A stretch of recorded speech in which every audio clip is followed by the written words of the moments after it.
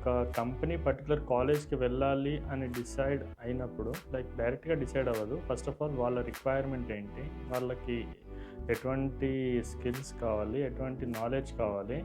అవన్నీ చూసుకొని మార్కెట్‌లో ఆ పర్టిక్యులర్ కోర్సెస్ ఆఫర్ చేసే ఇన్‌స్టిట్యూట్స్ ఎన్నున్నాయి?